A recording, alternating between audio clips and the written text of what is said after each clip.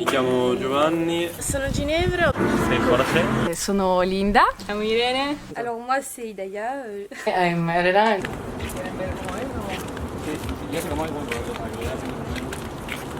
Perché sono qua? Faccio volontariato, lavoro da un bel po' di tempo con le persone in movimento e penso sia molto importante farlo per ragioni politiche.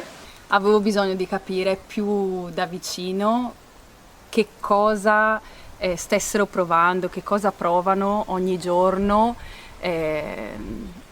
quello che succede prima di arrivare in Italia, perché quando arrivano ti raccontano le loro storie, ma vedere da vicino e toccare con mano, perché poi gli vivi veramente, essere qua vuol dire tanto. Per me è stato molto interessante essere qua, vedere cosa sta succedendo e allo stesso tempo impegnarmi in forme di attivismo contro la violenza sistemica da parte della polizia e dell'Unione Europea anche. Chiaramente l'Unione Europea ha messo in piedi un regime di frontiera che discrimina e in alcuni casi uccide le persone. Sono venuto qui per avere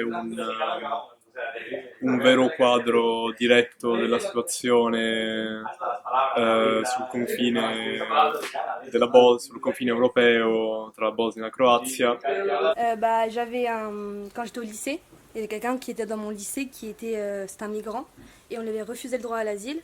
Et je me souviens que je parlais beaucoup avec lui, c'était clairement devenu un ami. Et il m'avait raconté genre tout son voyage et c'était vraiment horrible. Et donc depuis ce jour, je me suis intéressée aux frontières, etc.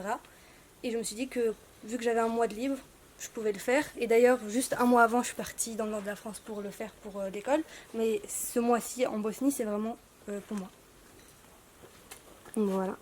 So yeah, as I said before, I already worked and volunteered a bit with migrants and refugees, but mostly in camps or in houses, and I heard a lot of stories about crossing borders, a lot of their stories about how they arrived and their final destination, so maybe in Spain, Portugal, or even Greece.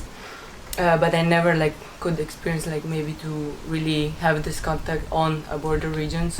Es una forma también de utilizar pues mis vacaciones, ¿no? Mi verano pues en trabajar un poco con una causa que creo que es justa, ¿no? O más bien una causa que creo que es injusta, ¿no? Que es la situación, la realidad migratoria o la realidad que se vive en las fronteras y en los bordes de Europa, de la Unión Europea. Y es una forma pues también de reivindicar un poco, pues de evitarle un poco a la Unión Europea, ¿no? Que hay gente que no estamos de acuerdo con la gestión migratoria que está haciendo, ¿no? Y pues tender un poco una mano amiga a las personas que lo merecen y que están aquí peleando por poder cruzar Europa, ¿no? Cántale a la luna y al sol, cántale a la estrella que te acompañó, cántale a tus amigos con el corazón. Cántale a la luna y al sol, canta que es la tierra que canta en vos, cántale a tus amigos con el corazón.